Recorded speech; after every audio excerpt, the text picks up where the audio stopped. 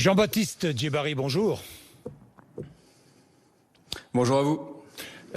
J'ai une petite requête. Vous êtes loin? Réponse courte. Jean-Baptiste Djebbari, c'est possible? Allez, on y va. J'essaie, déconfinement. Promis. Oui, il va falloir revenir en studio bientôt, parce que bon, allez, déconfinement. Très bientôt. Avec plaisir, oui, mais je sais. Déconfinement, l'impatience grandit. Les Français ont envie de se déplacer. Nous approchons maintenant du week-end de l'Ascension. Policiers et gendarmes seront mobilisés, j'imagine. Oui, absolument. Comme la semaine dernière, comme le week-end dernier, nous avons fait, vous savez, sur la règle des 100 km, plus de 200 000 contrôles qui ont donné lieu à environ quasiment 1 millier de PV, 950 PV. Donc il y aura effectivement des mobilisations fortes des forces de l'ordre, non pas pour embêter les Français, mais bien pour s'assurer du respect de cette règle qui permet d'éviter, pendant la période sanitaire un peu fragile, la propagation du virus. Et puis, vous le savez, nous pourrons nous projeter pour l'horizon des vacances d'été. Le Premier ministre a fait des premières annonces. Nous aurons fin mai un point de rendez-vous important pour nous projeter à la fois sur le mois de juin, la réouverture de nouvelles activités, et puis plus généralement les vacances d'été, en espérant que les choses effectivement continuent à s'améliorer. Alors, nous allons nous projeter ensemble déjà, Jean-Baptiste Djebbari. La SNCF, 100% du trafic des trains, quand? À partir de quand?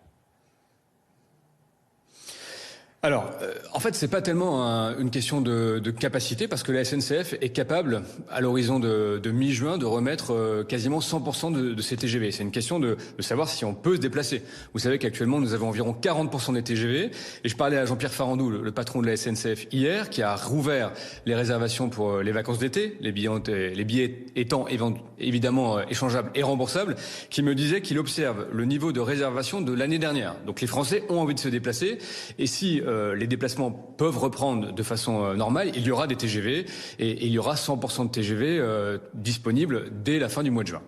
Dès la fin du mois de juin, 100% des TGV disponibles. Est-ce que les tarifs vont être gelés pendant quelques semaines ou quelques mois ? En tout cas, cela renvoie un peu à la politique commerciale de la SNCF, mais là-dessus, Jean-Pierre Farandou a eu un engagement très clair et nous en avons discuté, et l'État et le gouvernement lui a demandé effectivement de continuer à pratiquer les mêmes tarifs qui prévalaient avant crise. Il paraît évident, et d'ailleurs il est souhaitable, que le train reste un des outils de déplacement préférés des Français, et que pour cela, les prix pratiqués soient ceux qui sont traditionnellement connus. Donc il n'y aura pas d'inflation tarifaire, il n'y aura pas des prix pratiqués à l'occasion de cette reprise qui sont supérieurs à ceux que les Français connaissent habituellement. Je vais vous parler des avions, je vais vous parler des frontières, je vais vous parler des autocaristes, je vais vous parler des routes, des transporteurs routiers. Je commence avec les avions, les vacances d'été, dans les dom-toms d'abord. Est-ce que vous allez mettre à disposition, par exemple des étudiants, des billets moins chers pour rentrer à la maison ? Alors, deux éléments. D'abord, oui à cette première réponse. Nous avons conclu avec Air France et Air Austral des prix, des tarifs adaptés pour les étudiants qui vont s'appliquer à compter du 1er juillet jusqu'au 31 août pour effectivement revenir à la maison. Des prix qui sont adaptés et qui ne sont pas ceux qu'on a pu évoquer dans la presse il y a quelques jours, quelques semaines. Quel prix ? Environ à partir de 340 €, autour de 400 € pour un aller simple, ce qui est une fourchette de tarifs qui est praticable en général en s'y prenant un peu à l'avance pour les retours vers les territoires d'outre-mer. J'étais hier matin avec les compagnies aériennes qui me disent elles aussi avoir des demandes pour la saison d'été. Alors à la fois le tourisme affinitaire et familial, mais aussi le tourisme plus grand public. Environ 50% des réservations qui sont faites pour cet été comparativement à l'année dernière. Il faudra évidemment que les conditions sanitaires et que la situation épidémiologique le permettent. Et ça, je l'ai dit, ça s'étudiera, ça s'analysera fin mai, début juin. Et puis, il y a dans les territoires outre-mer des demandes qui sont différentes. Certains territoires veulent voir le tourisme revenir relativement rapidement. D'autres sont plus précautionneux. Il faudra que tout ça se noue en bonne intelligence locale et soit porté, évidemment, politiquement du côté des territoires d'outre-mer. Mais nous pourrons, si nous le souhaitons, aller passer des vacances dans les territoires d'outre-mer cet été. Alors je le redis avec le conditionnel qui s'impose, oui, parce que le Premier ministre a bien dit, si jamais la situation épidémiologique le permet, oui, les déplacements pendant les vacances d'été seront permis partout en France, et donc y compris dans les Outre-mer. Il y a, il faut quand même le dire, une fragilité particulière dans certains territoires d'outre-mer. Vous le savez, le système sanitaire, le fait que ce soit des territoires isolés, des îles, que par nature le fret, par exemple, le fret médical est plus difficile à y faire parvenir. Il y a ces spécificités-là que vous connaissez très bien. Mais oui, si la situation le permet, les Français pourront se déplacer partout en France et donc y compris dans les territoires d'outre-mer. Et en Europe, est-ce que les vols au sein de l'espace Schengen, dans toute l'Europe, vont reprendre avant l'été ? Alors, deux éléments. D'abord, les frontières restent fermées, frontières Schengen, intra-Schengen, hors de l'espace Schengen jusqu'au 15 juin. Vous savez, c'est ce qui a été rappelé par le président de la République hier. Nous avons actuellement un guide qui est en cours de publication par l'autorité européenne de l'aviation qui posera les mesures sanitaires, qui harmonisera les mesures sanitaires partout en Europe. C'est une des conditions pour redémarrer. Chacun comprend ici que si la France fait différemment de l'Allemagne, qui fait différemment de l'Italie ou de l'Espagne, nous n'arriverons pas à redémarrer dans des bonnes conditions sanitaires, dans des bonnes conditions d'exploitation commerciale. Donc ça va être réglé, on va dire, cette semaine. En tout cas, nous aurons un cadre cette semaine. Et après, il faudra que les compagnies aériennes soient en capacité de proposer un programme de vol. Nous avons par exemple le cas d'Orly, qui est un cas concret. Et moi, j'ai déjà pu annoncer d'ailleurs à votre micro que si nous avons un programme de vol solide, que si nous avons une situation sanitaire qui s'améliore, alors il n'est pas inenvisageable de rouvrir Orly à l'horizon de fin juin, peut-être du 26 ou du 28 juin, et que nous allons en tout cas travailler sur cette hypothèse. Jean-Baptiste Djebbari, je parlais des vols à l'intérieur de l'Europe parce que l'Italie, qui va ouvrir ses frontières, par exemple, le 3 juin, va permettre aux Français d'aller, s'ils le souhaitent, passer des vacances en Italie. Bon, vous avez vu que notre période temporaire court du 11 mai au 2 juin, qu'il y aura forcément à compter du 2 juin de nouvelles mesures, que nous regardons très attentivement ce que fait l'Italie, qui a été très durement touchée, et que l'objet, en tout cas la préconisation politique, c'est bien celle de la réciprocité. Nous voulons que de part et d'autre des Alpes qui nous séparent avec les Italiens, nous ayons des mêmes mesures, des équivalences de mesures en termes de sécurité sanitaire. C'est bien ça que nous travaillons au jour le jour avec nos collègues italiens. Et vous savez que nous aurons à prendre un nouveau paquet de décisions à l'horizon du 2 juin de manière à ouvrir ou non les activités et à lever ou non certaines restrictions de voyage. Ça veut dire qu'à partir du 3 juin, il est possible, si tout se passe bien, il est possible que des touristes venus d'autres pays d'Europe, d'Italie ou d'ailleurs, puissent venir en France.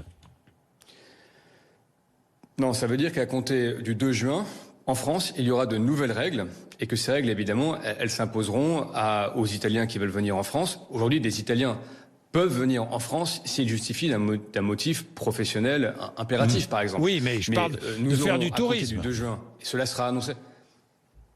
Non, mais vous comprenez bien que si la situation sanitaire le permet, alors effectivement, petit à petit, les choses vont progressivement entrer dans l'ordre. Mais je n'anticipe rien. Dans la semaine du 25, c'est-à-dire la semaine prochaine, nous aurons de nouveaux avis scientifiques. Nous aurons probablement des déclarations du président ou du Premier ministre sur ce sujet qui traceront la perspective à la fois de la situation sanitaire et des déplacements possibles. Et vous voyez que les calendriers sont quand même relativement proches, le 2 juin pour la France, le 3 juin pour l'Italie, et je ne doute pas que nous arriverons à coordonner nos mesures. L'objectif étant évidemment d'avoir réciprocité des mesures et donc niveau de protection sanitaire égal de part et d'autre des frontières, évidemment. Bien, les compagnies aériennes doivent-elles obligatoirement proposer soit le remboursement des billets, soit un avoir ? Vous avez vu que de nombreuses compagnies aériennes ont été assignées par l'UFC Que Choisir. Que dites-vous ce matin ? Absolument. Moi, je dis trois choses. Un, il faut vraiment avoir en tête que les compagnies aériennes ont quasiment toutes été en situation de faillite ces derniers mois. Pourquoi ? Parce qu'elles ont perdu 95% de leur chiffre d'affaires très brutalement. Ça a été le cas d'Air France, ça a été le cas de quelques autres. Oui, donc mais beaucoup de clients aussi. Et il fallait le faire et l'État agit.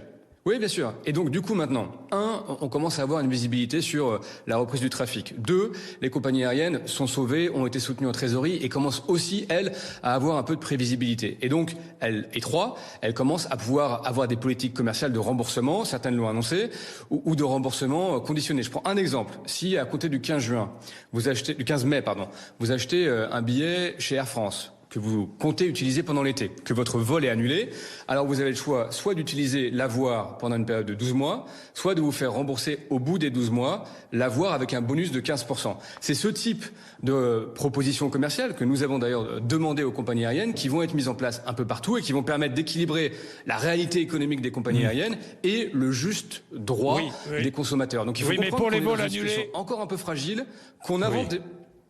Pour les vols annulés avant le 15 mai, pour les vols annulés, je suis pas remboursé. de la même façon, les compagnies aériennes l'ont dit, elles vont faire des propositions, soit de remboursement au cas par cas, soit d'avoir. Tout ça va se nouer au fil des jours qui viennent. Je pense qu'il faut vraiment que chacun comprenne qu'on a eu à réagir dans une situation complètement inédite et donc il faut inventer des mécanismes. Peut-être que pour l'avenir, il faudra créer un fonds de compensation des voyageurs directement porté par une entité européenne pour protéger par exemple les voyageurs européens. C'est un sujet de discussion qu'on a avec la Commission européenne, mais je le dis, pour l'instant, il fallait à la fois sauver les opérateurs, les compagnies aériennes, les agences de voyage et permettre de plus en plus le remboursement direct des voyageurs ou alors la disposition ou la mise à disposition d'avoirs qui sécurise effectivement aussi les achats côté consommateurs. Jean-Baptiste Djebari, il y a encore des milliers de Français, des Franco-Marocains qui sont bloqués au Maroc.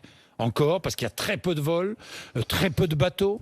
Les frontières du Maroc sont fermées. Initiative du gouvernement ? D'abord, il y a encore quelques vols. Vous savez que nous négocions politiquement les droits de trafic pour que ces vols aient lieu. Je rappelle que nous avons rapatrié plus de 180 000 Français éparpillés dans 40 pays du monde en quelques semaines, en un peu plus d'un mois avec Jean-Yves Le Drian, et que ce travail va continuer effectivement pour nos compatriotes qui sont au Maroc, en Algérie, en Tunisie. Donc nous allons continuer effectivement à mettre en place ces vols au cas par cas, en lien avec les autorités marocaines. Et vous avez raison de décrire une situation qui devrait s'améliorer au fil des semaines, au moment où nous retrouvons un trafic, en tout cas où nous posons un cadre sanitaire pour le trafic aérien et au moment où nous amorcerons évidemment la reprise. C'est un sujet que nous traitons évidemment très sérieusement ici au ministère des Transports.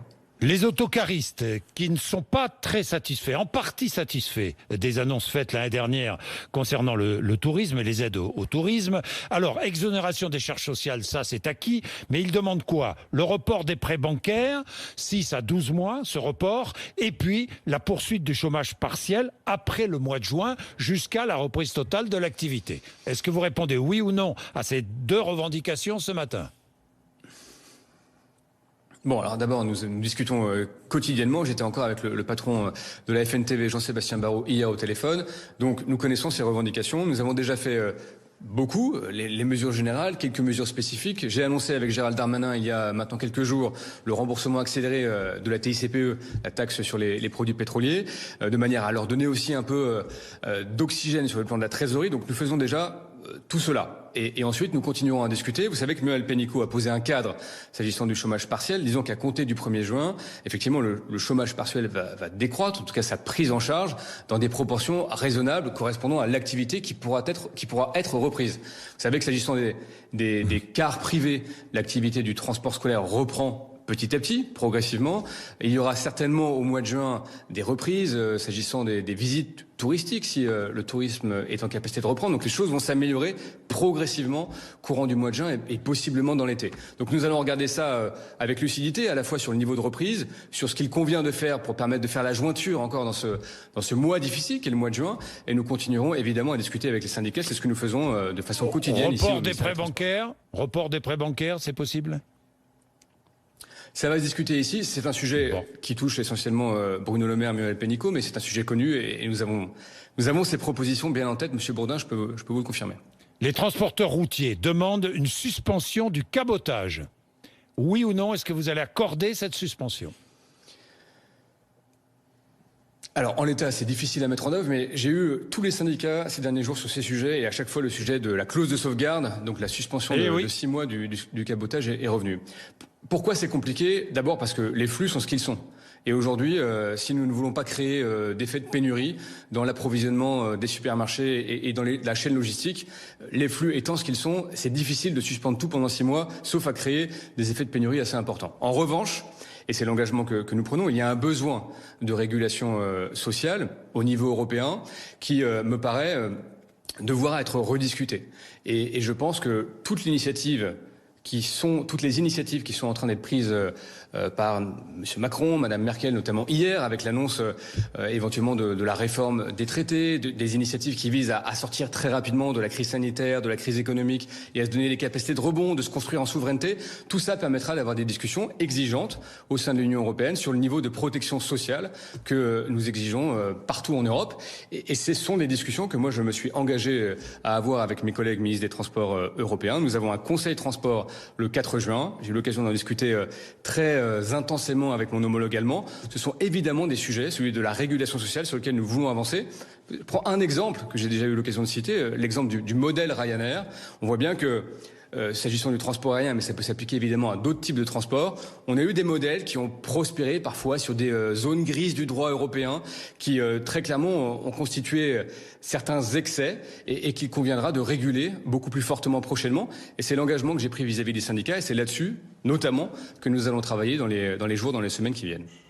Les péages gratuits, je dis ça parce que Carole Delga, la présidente de la région Occitanie, demande des péages gratuits sur les autoroutes cet été pour accélérer le tourisme, le retour au tourisme.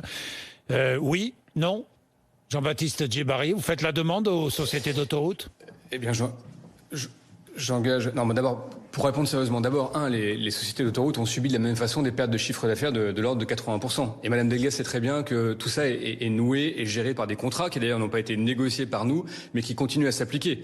Donc si Madame Delga veut rembourser le niveau de péage aux sociétés concessionnaires en Occitanie, je l'invite à entrer en contact avec les concessionnaires en question. Moi, je note que durant toute la période, la solidarité s'est exercée dans tous les domaines, et d'ailleurs y compris des concessionnaires autoroutiers vis-à-vis des personnels soignants. Vous savez qu'ils ont permis le remboursement à tous les personnels soignants des frais de péage encourus pendant cette période, et que ça continue d'ailleurs toujours. Donc je dis que cette proposition, on le comprend bien, est un peu politique, que sur le plan pratique et contractuel, elle est assez inopérante, et que moi je dis qu'on a besoin encore des concessionnaires pour faire des investissements assez majeurs dans les prochaines semaines. Je pense notamment aux bornes de recharge électrique qui permettront l'itinérance prochainement. Donc nous allons leur demander beaucoup aux concessionnaires autoroutiers, beaucoup, pour améliorer encore la qualité des infrastructures, pour permettre effectivement aux véhicules électriques c'est-à-dire les bornes, fonctionner, pour qu'est-ce que vous allez leur demander? Pour envisager. C'est-à-dire que je pense qu'aujourd'hui, on a encore un frein à l'usage du véhicule électrique, qui est qu'on a trop peu de bornes, et notamment trop peu de bornes sur les longues distances. Et on voit bien que les concessionnaires autoroutiers, le disent d'ailleurs, ont volonté d'installer un certain nombre de bornes. Alors, qu'est-ce que vous allez leur demander? Le nombre de 100 000 bornes. Alors, je vais leur demander, très concrètement, d'installer ces bornes rapidement. Je vais leur demander aussi, d'ailleurs, de réfléchir à des tarifs Combien de bornes sur les autoroutes? Combien de bornes? Objectif, Monsieur Bourdin, nous avons 24 000 bornes aujourd'hui, nous voulons 100 000 bornes en 2022. Je suis persuadé qu'avec l'effort collectif, nous pouvons avoir 100 000 bornes en 2021. Donc nous allons faire ce travail, c'est un travail d'ailleurs qui a été engagé depuis quelques temps avec eux, mais nous avons l'objectif d'avoir 100 000 bornes en 2021 de manière à permettre l'itinérance et à renforcer le modèle du véhicule électrique en Europe et en France. Vous savez que nous avons de grands constructeurs pour ça qui sont engagés et que nous menons une action européenne très forte sur la filière de la batterie électrique. Donc nous avons cette ambition très forte. Et par ailleurs, je leur demande aussi de réfléchir à une nouvelle grille de tarifs. Vous savez, nous avons besoin d'aller vers des tarifs un peu différenciés, selon que vous utilisez des véhicules propres, justement, selon que vous soyez possiblement demain en covoiturage. Donc, c'est un travail inabouti, ce que je présente là. Mais nous aurons besoin de cette créativité collective de manière à ce que le monde de demain, puisqu'il convient de l'appeler comme ça, soit aussi plus juste sur le plan des déplacements. Et c'est en tout cas, à mon avis, de beaux sujets de travail que nous pourrons mener ensemble. Deux choses avant de terminer. Première question, est-ce que l'État aidera bien la SNCF? L'État est actionnaire. Est-ce que l'État va aider comme l'État aide Air France ou Renault? Je rappelle que l'État... Mais la réponse est oui, Monsieur Bourdin. Je rappelle que l'État a repris 35 milliards de dettes. C'est donc énorme et inédit. Que l'État investit 50% de plus chaque année que ce qui a prévalu dans la décennie précédente. 3,6 milliards d'euros sur le réseau. C'est conséquent. Et que l'État, évidemment, aidera la SNCF. J'ai demandé à Jean-Pierre Farandou, après la crise, dès lors qu'on aura vraiment une vision un peu juste de ce qui s'est passé sur le plan financier, de me présenter une trajectoire financière que nous allons retravailler ensemble, de rephaser les travaux. Vous savez que beaucoup de travaux ont été suspendus suspendus ou se sont ralentis. Donc nous allons rephaser tout ça. Mais l'ambition ferroviaire, elle demeure. Et j'ai pu avoir une discussion intéressante avec le président de la République la semaine dernière. Nous avons évoqué le sujet des petites lignes. Ça demeure une priorité. Le sujet du fret ferroviaire, extrêmement important. Et nous aurons à prendre des engagements très forts sur le sujet, y compris au plan européen. Le sujet des trains de nuit. Les trains de nuit sont un très beau sujet et qui a été trop longtemps délaissé en France quand on regarde la situation de 2010 par exemple à aujourd'hui. Donc nous avons pour le ferroviaire évidemment une ambition qui demeure et nous prendrons les mesures de soutien de la SNCF qui s'imposent. Et pour des compagnies aériennes comme Corsair, par exemple, ou d'autres, est-ce que vous allez trouver des solutions? Toutes les compagnies aériennes, absolument. D'ailleurs nous avançons bien avec Monsieur de Lizaguirre, le patron de Corsair, que j'ai encore vu hier matin. Chaque cas est un peu différent, ça dépend aussi des actionnaires. Nous demandons évidemment aux actionnaires de contribuer. Donc il a fallu gérer des cas très différents, mais tant pour Air Austral que pour Corsair, que pour les autres compagnies qui ont suscité ou qui ont exercé des demandes à l'égard de l'État. Nous avons travaillé au cas par cas, en lien avec les services de Bercy, pour trouver le meilleur paquet de solutions. Et nous avançons bien sur l'ensemble de ces requêtes, de ces demandes, pour passer la crise. Après, il y aura l'après-crise. Il faudra que le pavillon français soit fort, mais nous avançons bien ces jours-ci avec les compagnies aériennes. Jean-Baptiste Djebbari, j'ai une dernière question qui est très politique. 9e groupe créé à l'Assemblée nationale. Oui. Est-ce que c'est un tournant dans le quinquennat? La République En Marche perd sa majorité absolue. Est-ce un tournant? Alors 2 points, la République En Marche perd peut-être sa majorité absolue, mais la majorité présidentielle avec nos alliés du MoDem demeure, donc notre capacité à agir demeure. Et 2, je connais très bien les personnes qui ont rejoint ce 9e groupe. La question, c'est pas tant de rejoindre un groupe, c'est pourquoi faire. Et il me semble que si c'est pour être quelque part dans la production de tribunes ou un peu dans la contation et pas dans l'action, ça me semble être un projet peu fédérateur. Et moi, je pense qu'on est dans un moment où on a besoin d'action, résolument d'action. Beaucoup a été dit. Quasiment tout a été dit, maintenant il faut agir. Et je préfère me situer dans cette logique d'action que dans la logique d'un contrepoids politique qui, à mon sens, me paraît être un peu décalé dans le temps. Merci Jean-Baptiste Djebbari, merci d'avoir accepté de répondre à nos questions sur RMC et BFM TV. Il est 8h55. Et à bientôt. À bientôt.